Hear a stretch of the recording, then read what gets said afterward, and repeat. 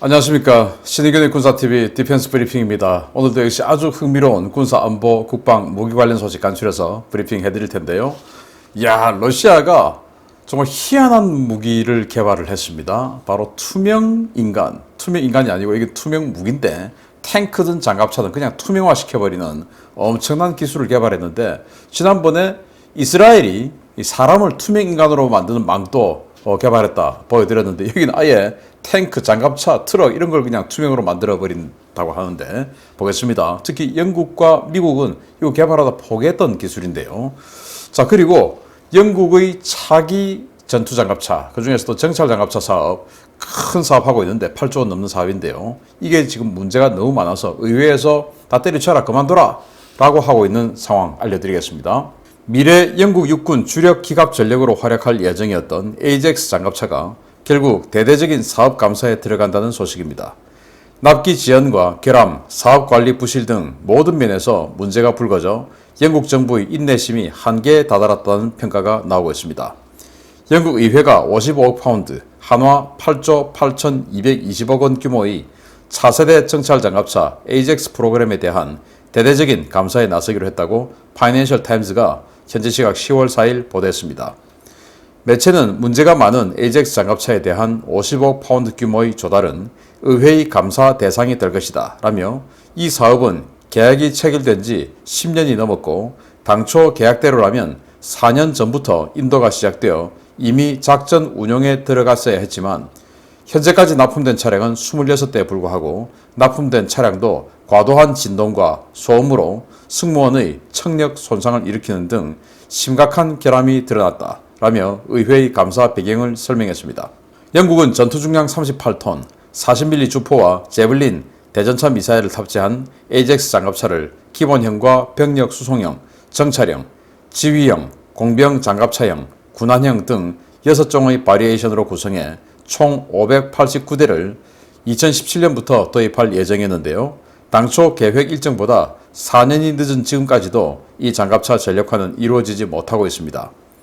AJAX 장갑차는 오스트리아와 스페인이 사용하는 ASCOD 보병 전투 장갑차를 기반으로 제네럴 다이나믹스 영국 법인이 개조를 맡아 영국 육군의 요구 사항에 맞게 변형시킨 모델인데요. 기성 모델을 개조했음에도 불구하고 끝없이 터져 나오는 결함과 성능 미달에 대해 영국 언론과 여론은 질타를 쏟아내 왔습니다. 문제는 이번 감사가 진행되더라도 AJAX의 결함 문제는 쉽게 해결될 것 같지 않다는 것인데요. 영국, 차라리 호주가 도입을 검토 중인 우리나라 한화 디펜스의 AS-21 레드백 모델을 구매하는 것이 예산도 아끼고 전력 공백 문제도 해결할 수 있는 가장 좋은 대안이 될 수 있다는 것을 생각해 보기 바랍니다. 자, AJAX 장갑차. 영국이 보병 전투 장갑차를 두 가지 이 그레이드를 운용을 해요. 우리나라 같으면 사실 우리도 두 가지 그레이드는 맞는데, K-21 운용하죠.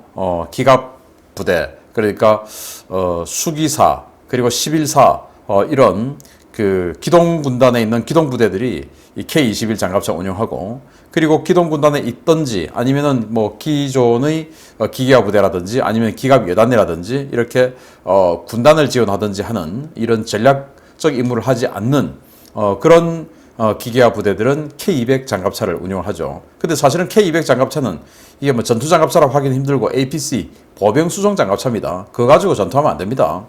어쨌든 영국 같은 경우는 이렇게 정찰형 장갑차라는 이 그레이드를 하나 운영하고, 이 정찰형 장갑차는 뒤에 하차 보병을 많이 싣지는 않고 그냥 한 4명만 실는 것이죠. 가서 뭐가 있는지 이거만 탐지하면 되니까.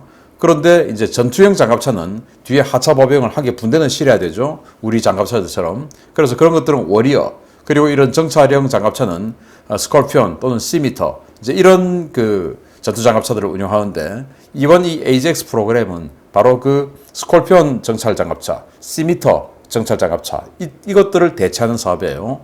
큽니다. 589대나 하니까. 그러다 보니까 총 사업비가 8조 8천억 원. 그런데 8조 8천억 원을 589대로 나눠보면 대당 150억 원입니다.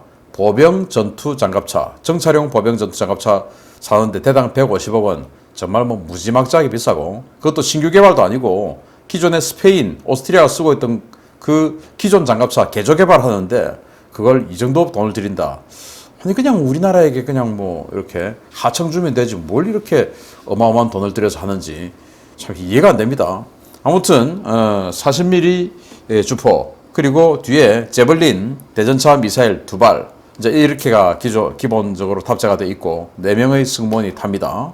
그런데 26대를 납품을 받아봤는데 이게 소음, 진동이 너무 심한 거예요. 그래서 승무원들 다 이런 그 전차 승무원들은 이 헤드셋을 다 낍니다. 그럼에도 불구하고 승무원들이 청력에 문제가 있을 정도로 소음이 너무 세다. 그리고 진동이 너무 세다. 사격이 힘들 정도로 진동이 너무 크다. 라는 거 아니겠습니까? 참 희한하죠. 그래서 이게 26대 1차 납품했다가 그게 이제 납품이 지연돼서 계속 문제 제기가 들어가니까 지금까지 4년 동안 납품이 미뤄지고 있었는데 의회에서 야 그러면 이거 사업 접자 하지 말자. 이게 말이 되냐? 감사한다고 해서 이 소음 진동이 잡아지는 거 아니잖아. 그런데 이런 장갑차를 우리 부대에 납품하는 거 안 맞잖아. 이제 이렇게 되는데 제네럴 다이나믹스가 지금 개조 개발 생산을 하고 있는데 여기에서는 아니 지금 120대가 지금 생산 중에 있는데 이건 그거 어떡하라고 이제 이렇게 된 것이죠. 그래서 120대 생산된 거는 그냥 엎어버리고 제가 영국 의회 같으면 그냥 업자 하지 말자. 그리고 우리하고 한 몸으로 지금 같이 움직이는 오커스 이런 호주가 보니까 레드백 장갑차 그거 뭐 선정하려고 하는데 그거 뭐 생긴 것도 괜찮고 무장 능력 다 괜찮고 가격도 괜찮다. 좀 레드백 하자라고 하면 될 텐데 아무튼 영국이 이 시야를 조금 더 넓게 해서 지구 반대편 쪽에 대한민국의 한화 디펜스 제가 뭐 한화 디펜스 홍보사원은 아니지만 한화 디펜스 상당히 좋아합니다. 왜? 자기네들 돈으로 개조 개발을 막 해야 되니까 얼마나 좋습니까? 다른 이 방산업체들은 전부는 아니지만 어쨌든 대부분 군에서 요구하면 군에서 개발비 주면 그러면 하지요. 특히 카이 같은 회사 그래요. 뭐 군에서 뭐 개발비 안 준다 우리가 왜 합니까? 이따위 소리 하고 있는 회사가 있어요. 자 그런데 하나는 그게 아니고 자기네들이 이거 방산도 이것도 산업인데 우리가 스스로 해야지 하고 개발하지 않습니까? 그러니까 레드백처럼 멋진 작품이 나오는 것이죠. 아무튼 그 한화 디펜스 레드백 영국 한번 보기를 바랍니다. 두 번째입니다. 러시아가 또 이상한 기술을 개발해 지상 장비에 적용한다는 소식입니다.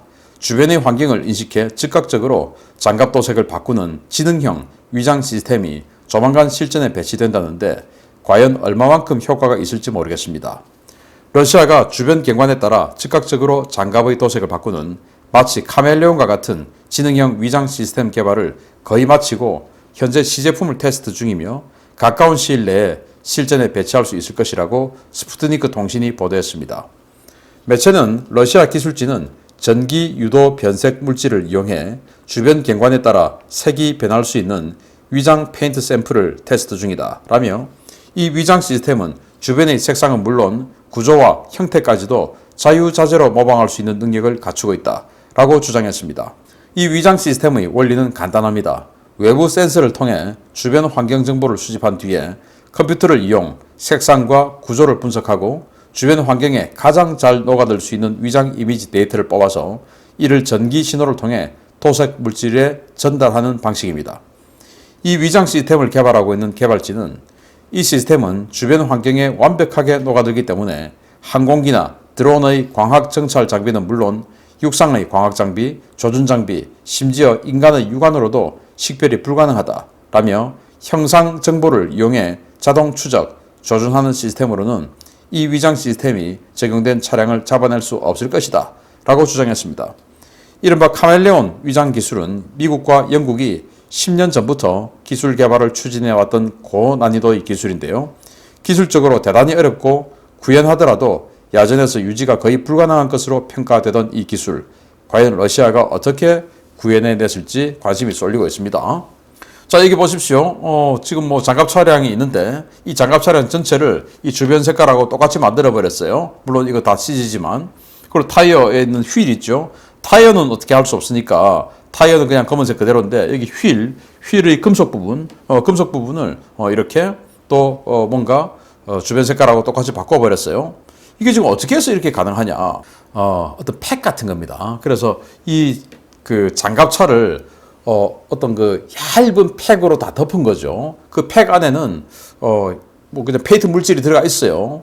그래서 이 카메라가 양사방에 설치가 되어 있어가지고 양사방이 지금 어떤 식이냐. 자, 여기 바퀴 옆은 도로네. 그럼 여기 흙이 있고 이 차체 옆은 나무가 있고 나무 색깔은 이렇고 뭐 이제 이런 식으로 자 인식을 하는 것이죠. 그래서 그 주변 상황에 맞게끔 그 팩에 있는 그 페인트 물질, 도포 물질 여기다가 전달을 다 해서 하나의 작품을 만드는 겁니다. 그 이동 화면에 따라서 계속 색깔도 계속 변하는 것이고 이제 컴퓨터가 하는 거니까. 자, 그렇게 해서 한다라는 건데, 문제는, 그 팩이라는 것은 철판이 아니죠. 장갑이 아니지 않습니까? 그러면 장갑 안에 들어가 있으면은 그 페인트가 보이지 않을 거니까 장갑 밖에 있어야 되죠. 그런데, 야전이라고 하는 것은 여러분들 다 군대 생활 다 해보셨을 테지만, 여기 뭐 끓기고, 뭐 부딪히고, 굉장히 험악한 곳이에요. 진짜 이 야외 훈련 또는 실전 뭐 이렇게 한다면 무기라는 것이 실전을 염두에 둔 거 아니겠습니까? 그래서 굉장히 험악한 상황에서 운용을 하는 것인데 그 팩이 긁혀서 그 페인트 물질이 흘러나온다든지 아니면 팩이 긁혀서 뭔가 그 다음 단계로 전기가 연결이 안 된다든지 이 팩이 뭐 전체를 블락처럼 이렇게 다 만들고 있어도 하나의 블록이 빠져버리면 여기에 이제 뭐 하나가 툭 빠져서 그냥 차체 색깔이 보이면 이거 전체가 다 꽝 되지 않습니까? 그래서 이런 것 때문에 미국, 영국은 개발을 못하고 그냥 드롭하고 손들어 버렸습니다. 그런데 러시아는 할 수 있다라고 하는데 과연 그 팩에 대한 내구성, 야전에서의 내구성 이걸 어떻게 해결할지 러시아도 사실은 뭐 알고 보면 까보러 아니겠습니까? 그런데 이건 정말 까보러가 아니고 진짜 찐일지 한번 지켜봐야 되겠습니다. 마치겠습니다. 감사합니다.